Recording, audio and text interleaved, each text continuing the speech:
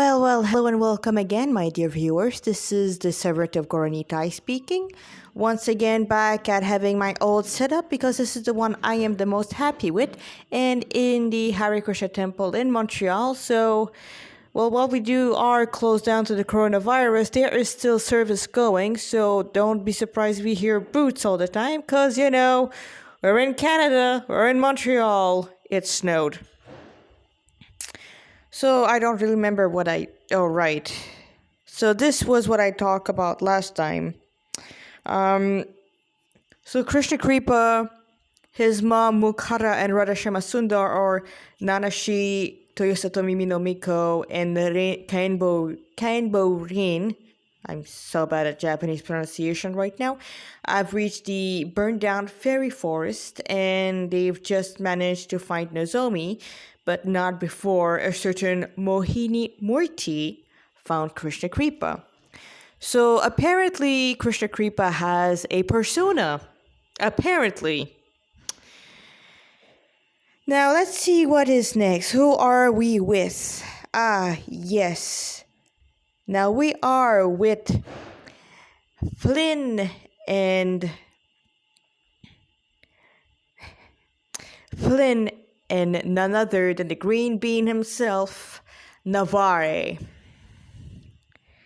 Yuki was gone, or Ikutsuki Gnarly had taken control of the dying Celestial, forcing their newly healed puppet to dance to their own tune, and Flynn could only watch. Once again, he was forced to see an innocent suffer, but this time he was forced to assist. Never in this life did Flynn feel so small, hopeless, useless. Not even when he had to euthanize Isachar did he felt like this. In those moments, Flynn would usually fall to his knees in front of a cross and fervently pray to God for help. But now, whom did he have to pray to? He was the enemy of the angels and the devil. He knew no deity who was truly neutral save Masakado. He touched a thin scar circling his neck. No, he didn't desire to worship this deity, even if he was the protector god of Tokyo.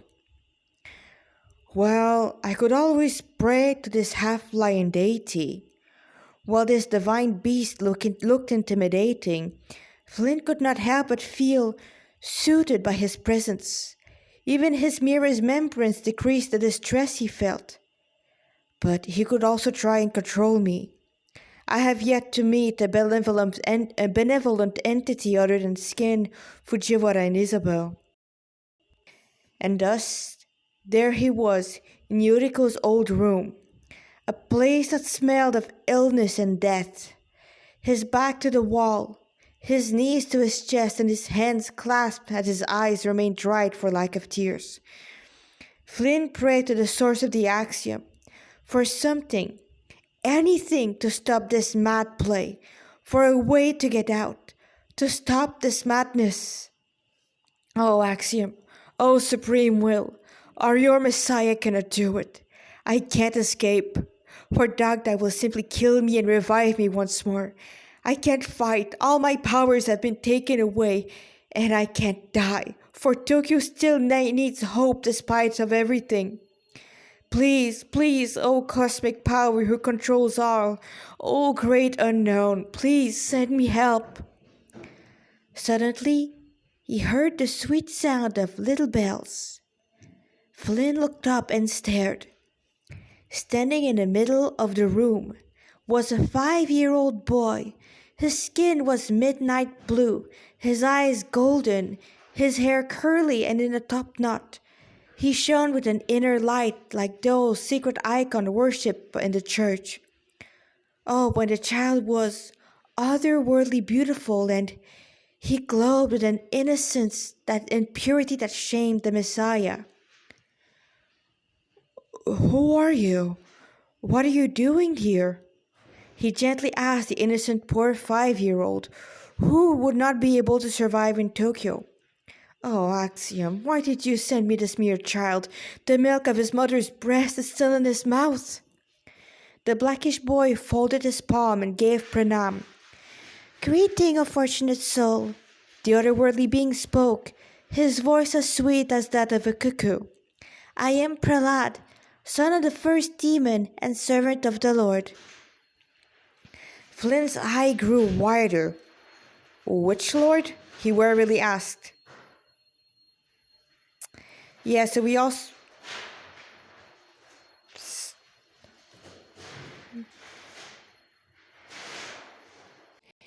I apologize for the sound.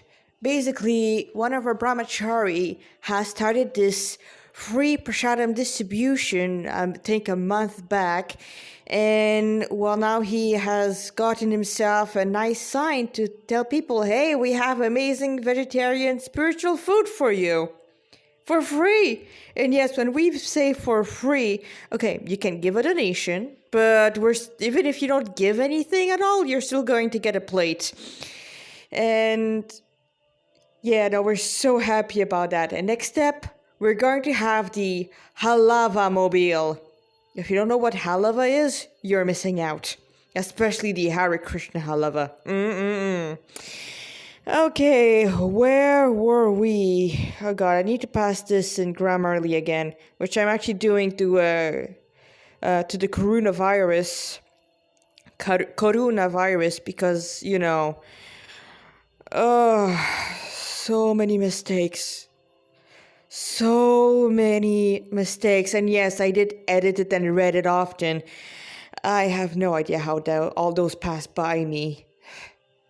I need a better reader and an editor, and if one of you guys who listen to this are interested, I wouldn't mind, but don't ask me to change what I write about Krishna.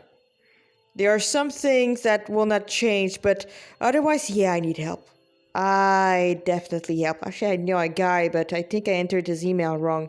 Anyway, where were we? Right, Prahlad. Son of Hiranyakashipu, first demon.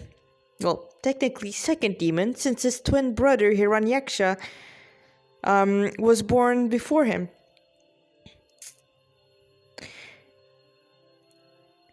Flynn's eye grew wider. Which Lord?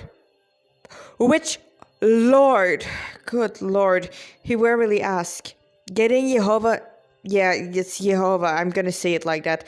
Jehovah's attention was the last thing he wanted. Prahlad smiled, showing a perfect row of pearl-shining teeth.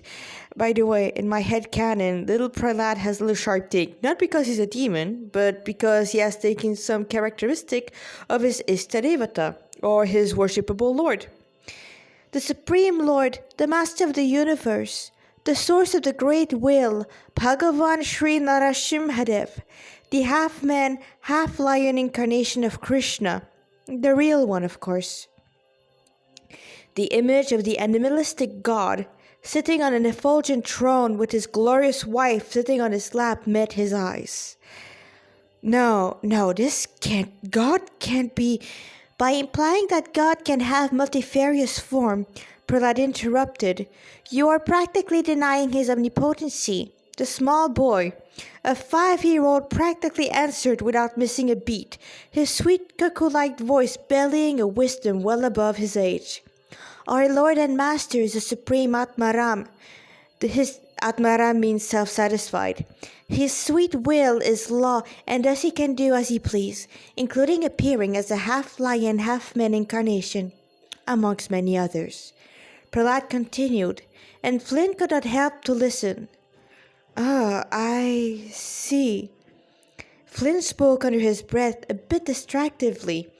The last thing he had expected was to hear a monotheistic philosophy from what was clearly an Indian demon?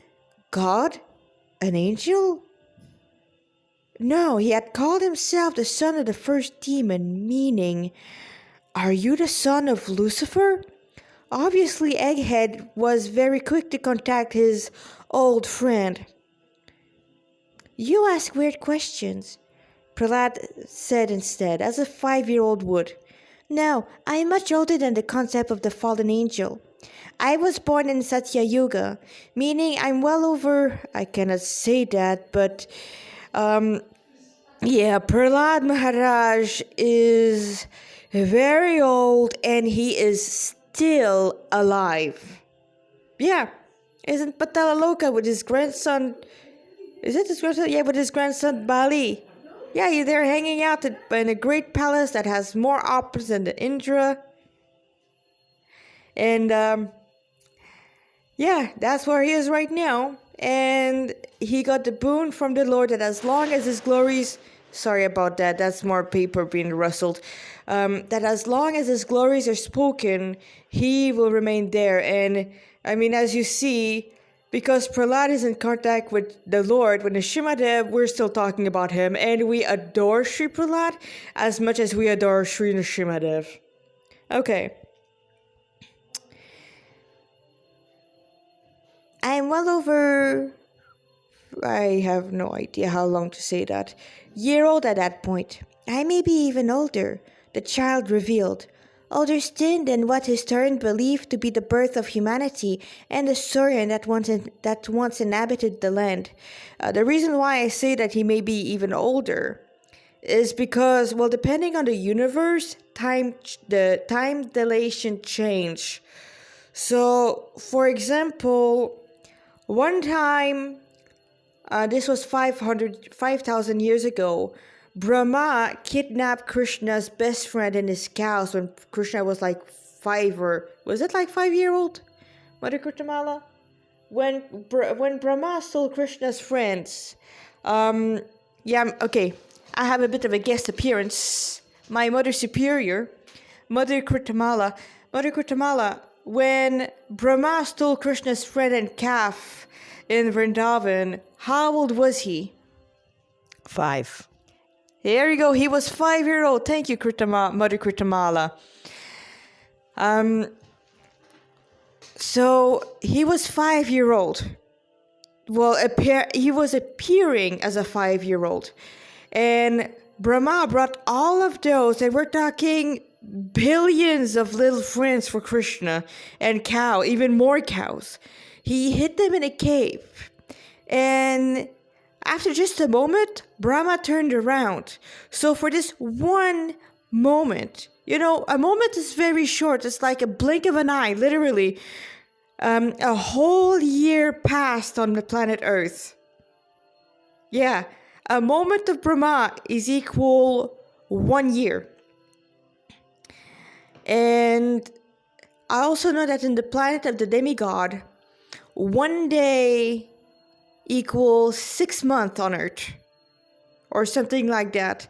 And in the hellish region, because yes, they do exist, that's the opposite.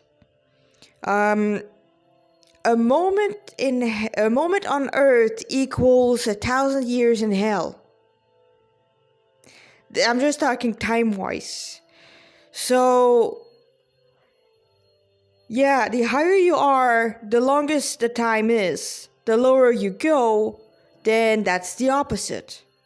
Yeah, time dilation is pretty interesting. So, personally, I don't know. Well, no, this pastime happened on Earth because there's a region in India called Ahobilam, in which this is where the pastime happened. Yes, the Lord's pastime. Plenty of them are on Earth, because Earth is the Lord's favorite planet. No, it's called Dharmakshitra. That's the place where we do karma. And this is the place where he can have his more human pastime. So, because he can have human pastime, well, he liked human pastime. So he left the Earth. And the Earth is his wife. Yes, the Lord has many wives, and just like we call Mother Earth, we need a father, and it's the Father who's the Father. Huh? How do you like them, Apple? So yeah, Prahlad is pretty old. Flynn made sure his mouth was closed. He'd never thought he could not. Prahlad, you're older than humanity, Flynn managed to choke out. He had to remember to breathe, otherwise, restarting the whole living process was quite painful. Prahlad shrugged. Not really. Humanity began with Manu and his wife Shatarupa. I'm actually a second generation demon, a Rakshasa. Oh, I see. You're a demon who served God. I don't know, that's pretty awkward for a phrase. Flynn had never heard such a thing. Demons would usually side with either humanity, but most of them were sold to Lucifer. Prahlad nodded. Yes, my lord and master does not care about one's material qualification and disqualification. If he can sense even a shred of love for him, then even the lowest of creatures can gain his association. The young boy lowered his eyes in humility. Once again, his body was covered in goosebumps. A look of compassion bloomed on the otherworldly boy's face. Don't worry not, Flynn. My lord and master, Sri Nrsimhadev, is taking care of you and Yuki as we speak. Everything will be fine. Trust me. You just need to surrender unto him. Surrender? Flynn scoffed. He may feel desperate, but he was not that desperate that he would surrender to God. But was it what I was doing? Not but 5 minutes prior? But that was the axiom. Why, you've already surrendered to his impersonal features. Prahlad tilted his head. You just need to accept him as he is, either as Narasimha, Varaha, Kurma, Krishna. The one who is eternally residing in Vrindavan. Prahlad raised his hands. The one who is eternally residing in Vrindavan, not the imposter controlling snow. Obviously, Flynn dryly replied as he got up. I will think about this. But if your master is really willing to help me, and if he is other than Jehovah, then I will surrender if it means Tokyo will be free from the grip of the divine dictator. A bright smile lit Prahlad's ever-youthful face. Really? Oh, Jai! My master will be so happy to hear it. The 5-year-old boy did this little jump, making his ornament dance and sing. Flint Prabhu, in the coming day, much suffering will be had. But fear not, for my master will protect you and your devoted friends. May you live eternally, and may my master bestow his mercy upon both of you. And with that, Prahlad was gone, leaving Flynn all alone in the room. 5 minutes later, Nyarlathotep stumbled into the room, dropping Yuki's body like one discarded his clothes. The god slayer managed to catch a ailing yaksha before he could hit the floor. He lasted longer this time. Good job, Flynn. The elder witch abomination praised, once again taking the form of Itsukushi. Itsukushi. You know who am I talking about. I would love to give you a raise, but I believe you, Flynn braced himself, are high enough. No, not good enough. I would give you a raise, but I still need you on the ground. Flynn held Yuki close to him, not giving any reaction to the amorphous demon. Itsukushi cringed. Meh. Those were not my best. Oh well, patch my doll nicely, would you, Flint? I can have him flat now, don't we? The beast roared in laughter, and Flynn narrowed his eyes. Yes, he could foresee what Prahlad was alluding to. He just hoped he would make it out with his sanity more or less intact. And hopefully Yuki also. He closed his eyes and, with nothing else, surrendered to the Lord of Prahlad and hoped for the best. Unseen by him, Krishna, the real one, sighed as tears streamed down his ever-youthful face.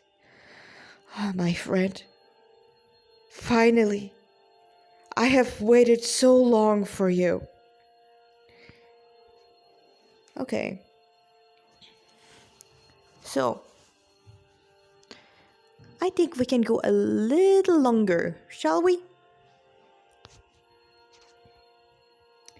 Colossus came and went, as with every demon that had dared to face off the servant of God and the servant of God, his celestial mother, and the family's hellcat. Not to mention the fairy queen and her small army of irate fair folks. All in all, Colossus had a very bad time.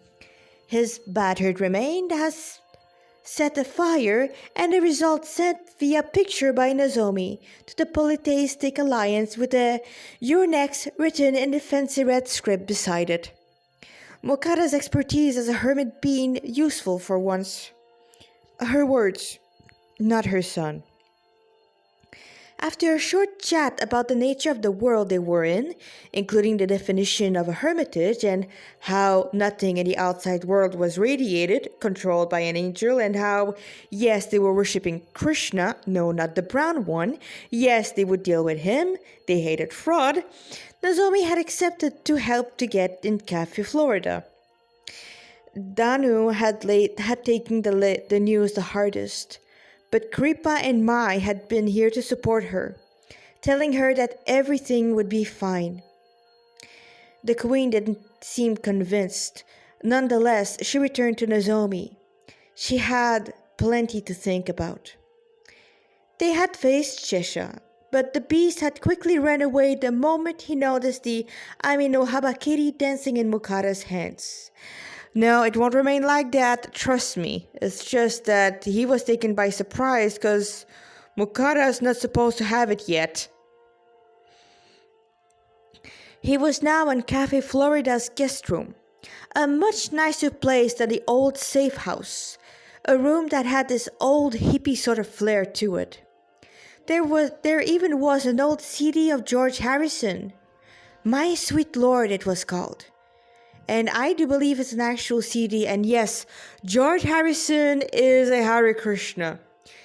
And I mean, every morning we hear him. Well, not quite hear him, but we hear a tune he have the Hare Krishna made called Govindam. It kind of goes like this. Govindam Adipurusham Tamaham Bhajami Govindam Adipurusham Tamaham Bhajami Govindam Adipurusham Tamaham Bhajami Vinam Kwan Dwan Dwan Aravinda Trayetachan Barahavatam Samasitam Buddhatsungarangan Kandahar Pakote Kamamiya Vishesha Shobham Govindam Adipurusham Tamaham Bhajami Govindam Adipurusham Tamaham Bhajami Govindam Adipurusham Tamaham Bhajami Hagyani Yasya Sakalen Driyatri Tripanti Pasyan Tipan Trivayantri Shrihan Jaganti Ananda Chinmaya Sadhu Jvala Vigrahasya Govindam Haripurusham Tamaham Bhajami.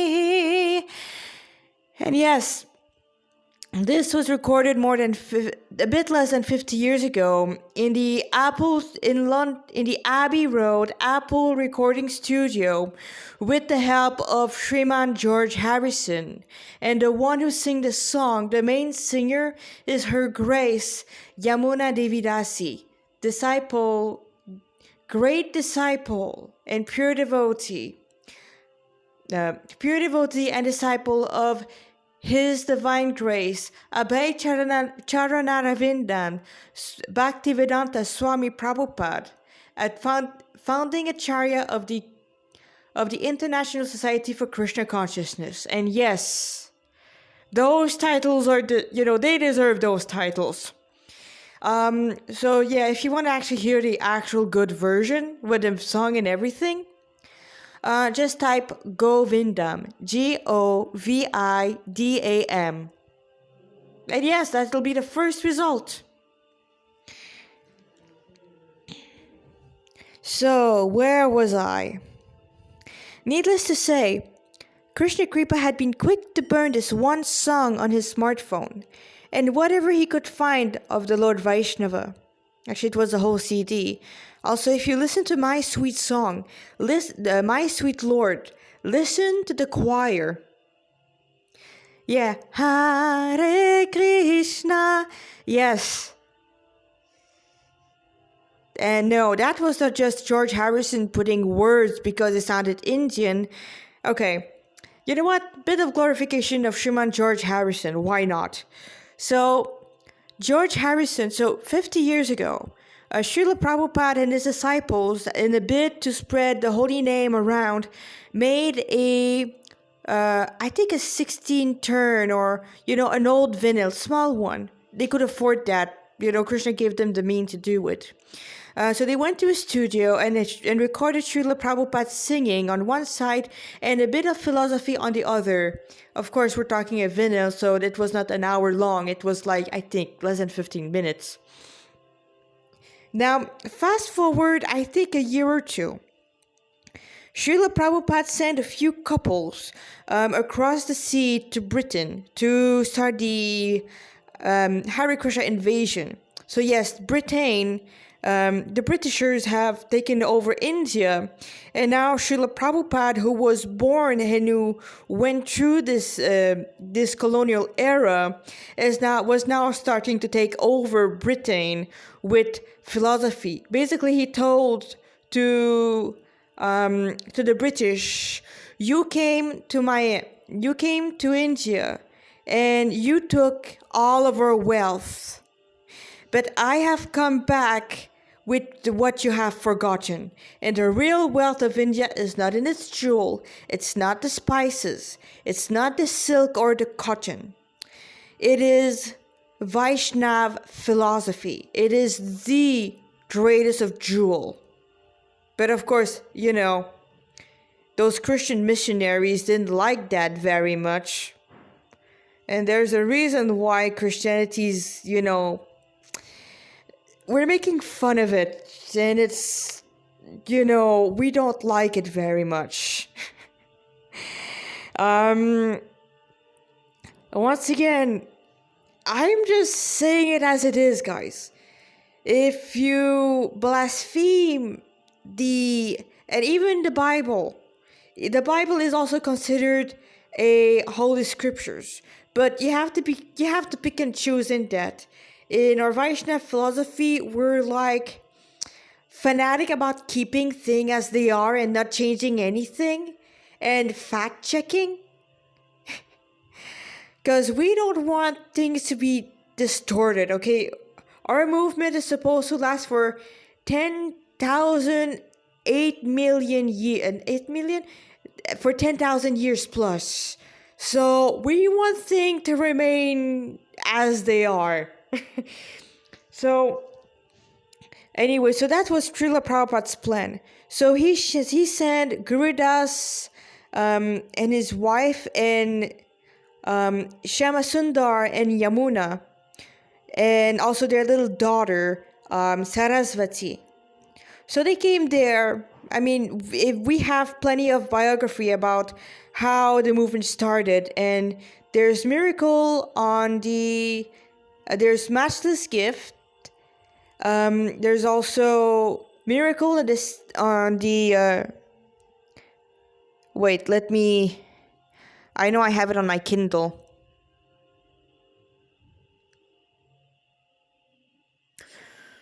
Let it boost. Yeah, it's a new tablet. It's not the most powerful, but it does the job.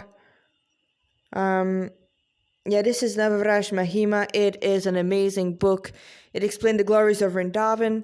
And okay, so here are the I have. Well, actually, this is all one. If you want to have a good read, there's Javai Dharma. Okay, by the way, for those who know people who are about to pass away, I'm not saying read this because you're interested in Krishna, but we have the final journey, which is a complete hospice care for departing Vaishnav or anyone really. I've read it because my grandfather did pass away, and now it's a good read. And yes, that was God hugging a soul that came back to him, and yes, it does happen. Yeah, come on. That's not what I wanted to do, idiot. Okay, so amongst the many accounts about how our movement started, we have Blazing Sadhus, Never Trust the Holy Man Who Cannot Dance, Miracle on the 2nd Avenue, and this happened in a store named Matchless Gift. We also have the book Matchless Gift and the biography of Srila Prabhupada by Satsvarup Maharaj. No, those are just samples. I wonder if we have more. Oh boy.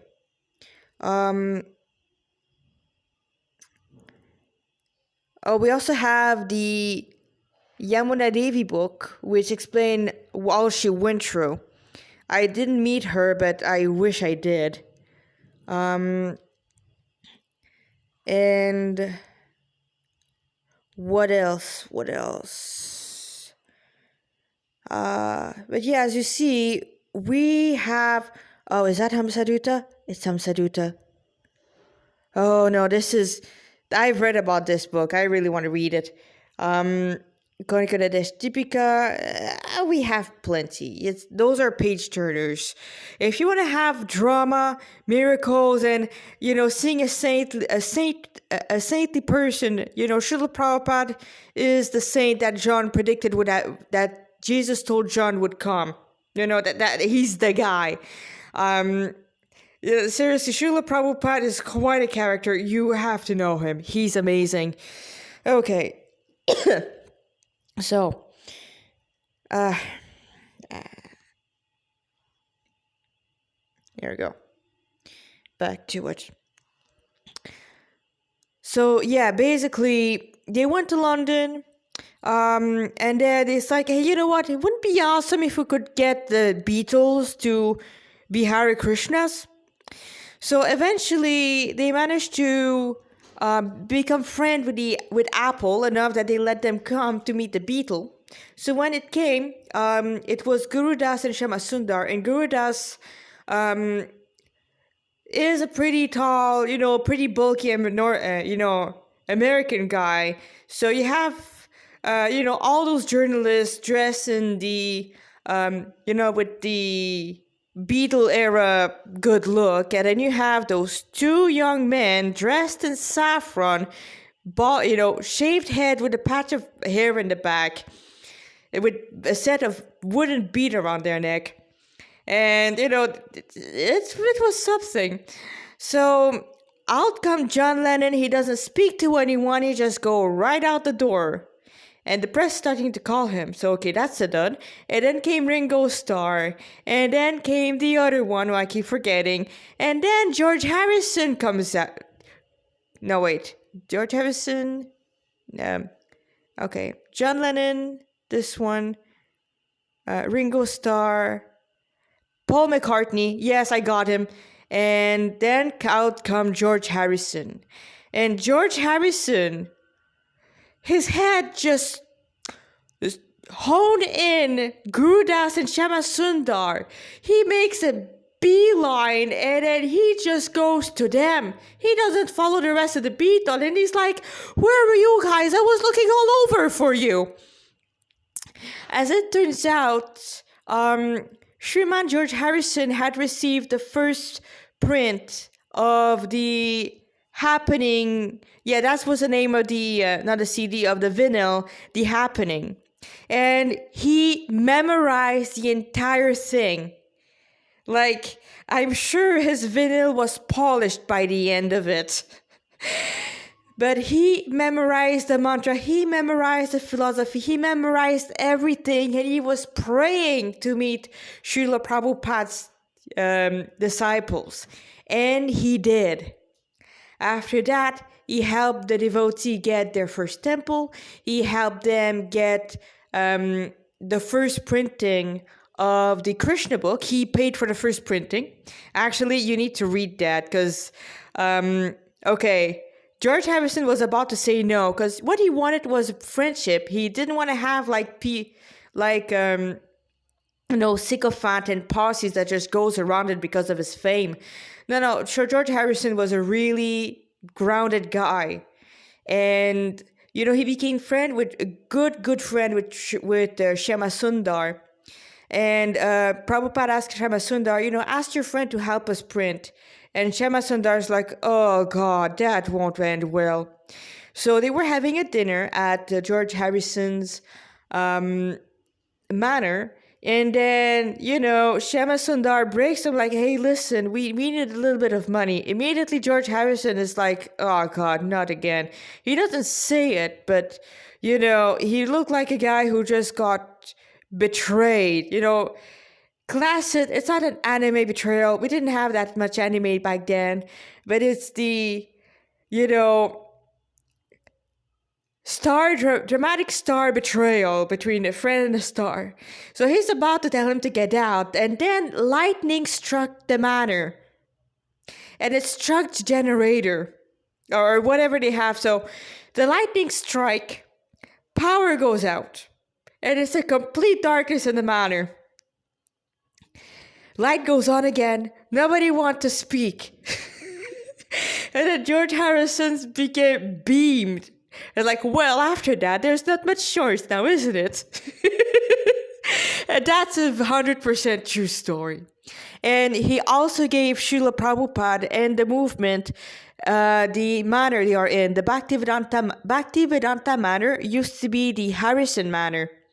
And he also... Okay, so when he did his solo record, many of those speaks about philosophy like, my sweet Lord, well, that's obvious. Here Comes the Sun glorifies, Here Comes the Sun glorifies Lord Chaitanya, because we have a prayer that describes Lord Chaitanya and Nityananda like the sun and moon rising simultaneously on the horizon of Gauradesh or Bengal. And so he took that as an inspiration. So yeah, here comes the sun. It's all right. Here comes the most merciful of Avatar, Lord Chaitanya, who will chase away the darkness of the age of Kali. It's all right, my little darling. And then there's also this one, which if you see the... there's this one, Black Horse. There's also the way she moves, but there's a trick to it. Instead of having the word she and everything feminine, change it to masculine. He's talking about Krishna. And if it does sound like a love song, well, it's hard not to, because, he's all attractive. But it's not it's not the way you think. It's not, it has nothing to do with the mundane attraction. It's beyond my words. And every time we would have a solo concert, devotees would be there. And at the moment they would finish, while the devotees would be mobbed with fans who would wanted to get the Krishna book. And when he passed away due to cancer, it was the Soho Temple devotees. He called them, and all the devotees, I think even Shama Sundar was there, but I may be me just walking through my hat, my nice fedora. They came here, and for 5 days they held kirtan and reading of the Krishna book. And this is what I heard from Gokulananda Prabhu, my temple vice president. Okay, no, wait, don't quote me on that. But from what I heard, when George Harrison passed away, there was a flash of light. Like the moment the line went flat, there was a flash. And it is described that the soul is extremely bright. Actually, there's one in Ram pastime, there's this one old Brahmani who was all alone in an ashram maintaining it. And after she met the Lord and served him, she left her body. And it is described that the way the soul left the body resembled a lightning going backward. Now, I've seen lightning strike a transformer at the back of my house, and the entire street became white. It's such a powerful light. You cannot it's beyond what the brain can. It's beyond what we can see. So that's give you an idea of how bright the soul actually is when it's uncovered. Okay, so that was sort of long. So what was Krishna Kripa doing again? Oh, right. He was now sitting on a very soft bed, having turned the lava lamp off and turning on the growth light graciously lended by Fujiwara, as per the request of his mother. He already felt much better.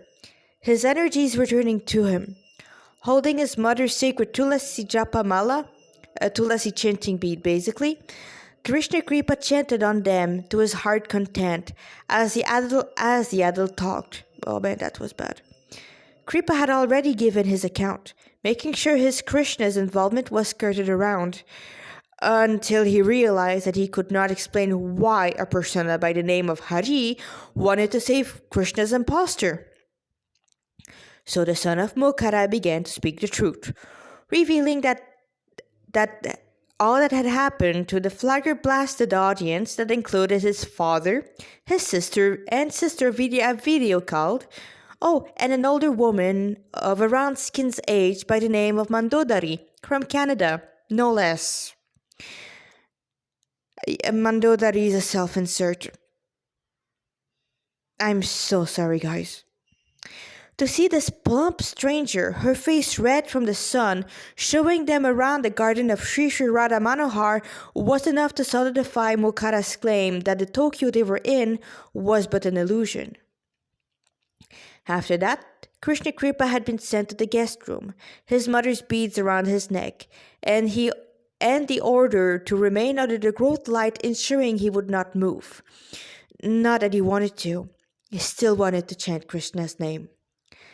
Hare Krishna, Krishna Krishna, Hare Hare, Hare Rama, Rama Rama, Hare Hare, or Hare Krishna, Krishna Krishna, Hare Hare, Hare Rama, Rama Rama, Hare Hare. Yeah, Japanese. Got some accent right, I hope. He let a familiar prayer dance on his lips, his one source of constant comfort. Idly, he wondered how long it must have taken for him to develop the taste for it. And then he realized that it was not as he remembered it. Something seemed to be missing. Something important. Something vital. But before he'd begin to calm his previous memories, he heard a knock on his door. Okay, what time? Yeah, you know what? This seems like a good place to pause. Yeah, I think that's good. So thank you for being with me in this evening. I wish you all the best. See you later.